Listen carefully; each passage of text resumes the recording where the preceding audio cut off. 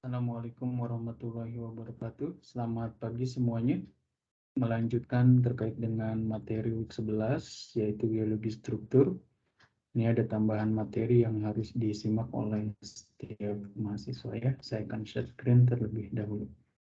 Oke, sebagaimana yang sudah kita bahas di kelas, bahwa pekan ke-11 kita membahas materi terkait dengan struktur geologi ya. Dan di dalam struktur geologi ini ingat ada beberapa properti seperti strike dan dip yang harus kalian pahami ya. Oke, ini sebagai contoh kita akan melihat ada sebuah peta di sini dan kemudian di sini ada sebuah penampang ya. Kalau peta kita lihat dari atas, kalau penampang kita lihat dari samping ya. Nah, ini simbol dari strike dan dip dengan dipnya itu adalah 30 derajat. Dan ingat ini adalah arah utara ya di sini. Kemudian ini adalah skalanya. Kalian bisa hitung ya panjangnya. Ini ada batu gamping, pasir, dan kemudian ada batu lempung di sini ya. Meskipun tidak sesuai standar pewarnaan, tapi kita harus pahami bahwa ini adalah simbol batu gamping, batu pasir, kemudian batu lempung.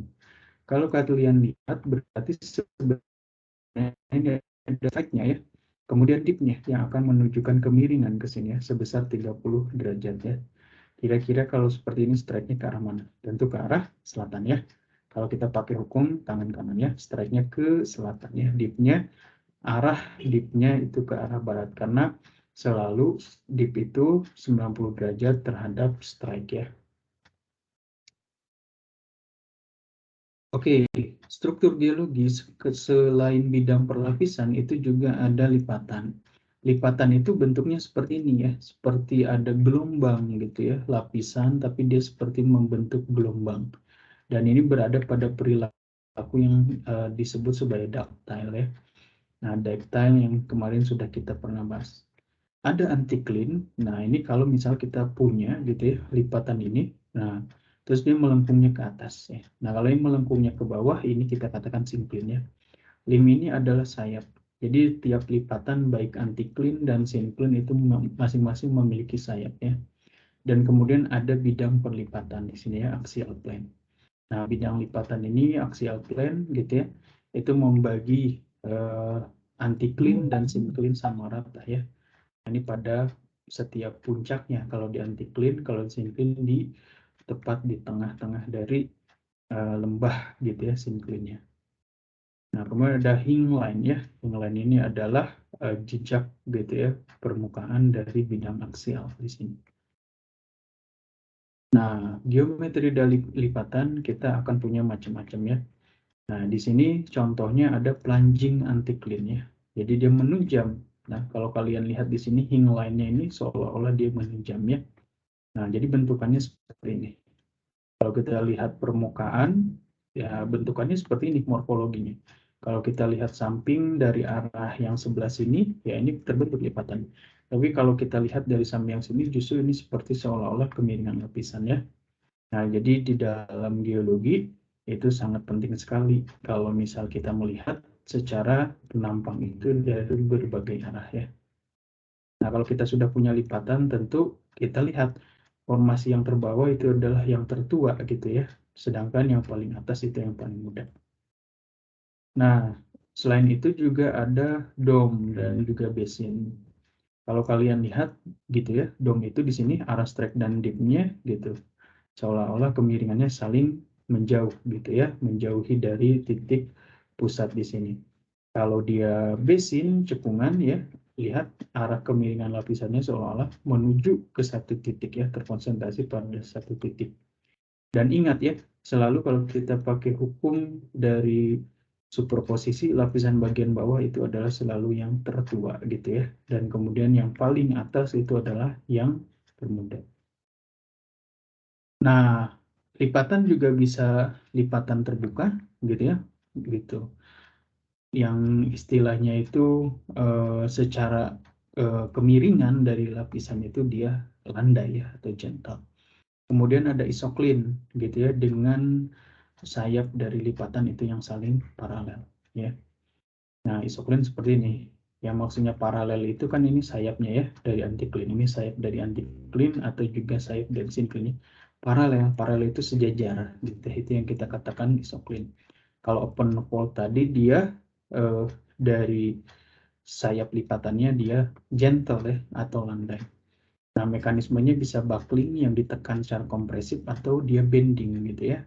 Nah, ini juga ditekan gitu dari berbagai arah yang kalau kita lihat berbeda dengan buckling di sini ya. Dua alternatif terjadinya lipatan gitu ya. Terus ada overturn gitu ya dan juga ada recumbent. Nah, ini kalau kalian lihat ya, overturn ini gitu. Dilihat dipnya itu ya, dip dari lipatan ini kalau kalian lihat. Nah, ini kan ada axial plane atau ada hing line itu. Nah, itu seolah-olah dia memiliki arah yang sama ya, orientasi yang sama. Ini kalau kalian tarik gitu. Misal garis tengahnya, hing line-nya di sini gitu ya. Atau axial plane-nya gitu. Ini juga axial plane-nya. Nah, itu dia memiliki arah yang sama. Ya, dip-nya. Kemudian kalau recumbent itu adalah lipatan overturn gitu ya. Tetapi dia apa tuh ya? Kalau kalian lihat. Nah, horizontal gitu. Overturn yang hing line atau axial plane-nya horizontal. Kalau kalian lihat di sini kan. Nah, katakanlah ini axial plane-nya gitu ya. Atau hing line-nya dan di sini juga ada hing line-nya gitu. Sehingga dia seolah-olah horizontal ya, seperti ini recumbent. Kemudian selain lipatan juga kita punya retakan ya, rekahan atau fracture. Nah, bedanya dengan sesar nanti kalau sesar ada pergerakan ya, tidak ada pergerakan kalau join ini, which no movement has occurred gitu ya di sini. Nah, join gitu, itu bisa terjadi macam-macam. Salah satunya adalah columnar join. Ini akibat adanya kontraksi dari aliran lava yang mendingin. Kemudian ada seed, ya, kekar lembar. Nah, ini oleh ekspansi karena hilangnya pressure ya. Jadi overburdennya release istilahnya ya. Nah, atau juga ada join set. Join set ini kumpulan dari join yang saling paralel ya. Ini kan join yang tidak ada pergerakannya rekahan. Ini juga sama gitu ya, dia paralel. Ini bisa kita katakan join ya, satu join set. Nah, yang ini arahnya sama dengan yang di sini gitu ya. Nah, itu adalah join set. Nah, akibat terjadinya uplift, nah itu bisa terjadi seed join atau kekar lembar.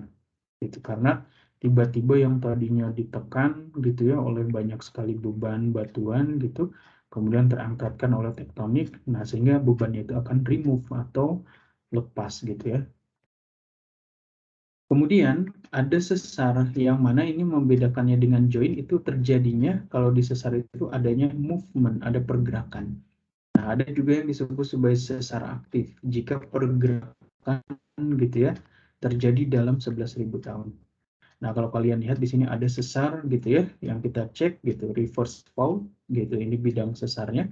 Jadi hanging wall relatif naik terhadap footwall. Kemudian strike slip, nah saling berpapasan gitu ya.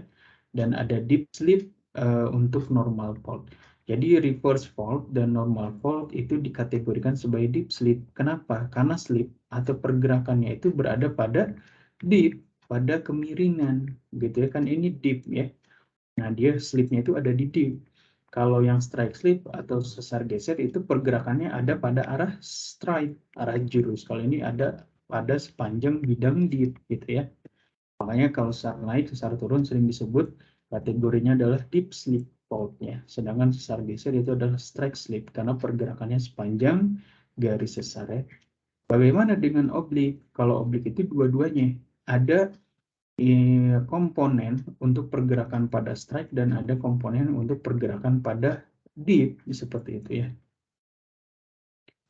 Oke, normal fault. Pergerakan itu paralel atau vertikal ke arah deep dan sesar gitu ya. Atau kita juga tahu itu di sini jenisnya ada normal fault yang mana hanging wall relatif turun gitu ya terhadap foot wall karena adanya energi atau stres yang sifatnya extension atau lepas ya, tensional.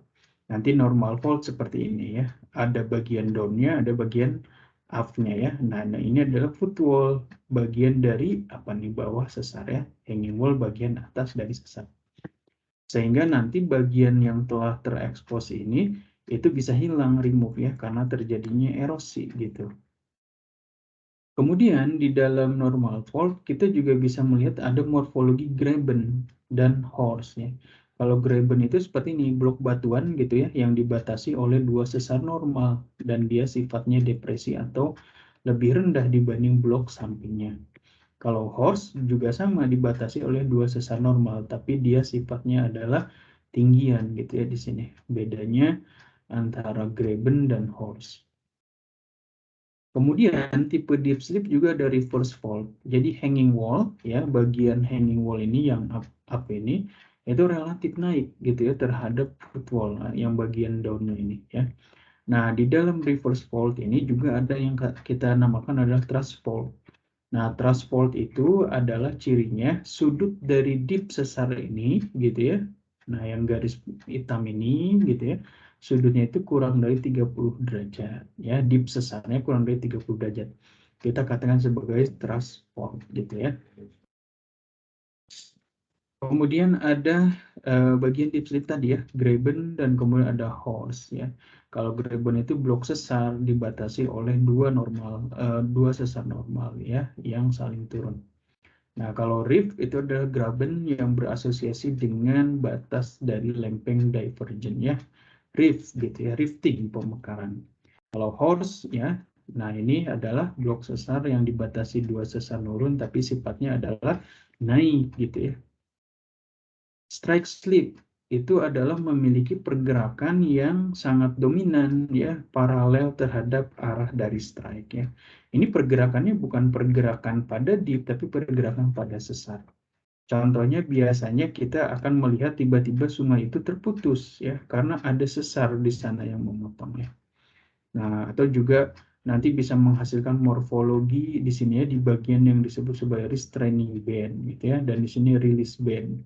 Ada bagian yang merupakan konsentrasi gitu ya, ada bagian yang dia merupakan hilangnya beberapa bagian morfologi di sini. Nah, kemudian sesar itu kita katakan ada lateral, dekstral yang sifatnya menganan dan juga ada mengiri atau sinistral ya. Oke, kalau oblik tadi ada komponen vertikal, artinya pergerakan pada dip ada dan pergerakan pada strike juga ada ya. Oke, demikian lanjutan untuk materi kita di geologi struktur, demikian dan sampai berjumpa kembali. Demikian, selamat pagi. Wassalamualaikum warahmatullahi wabarakatuh.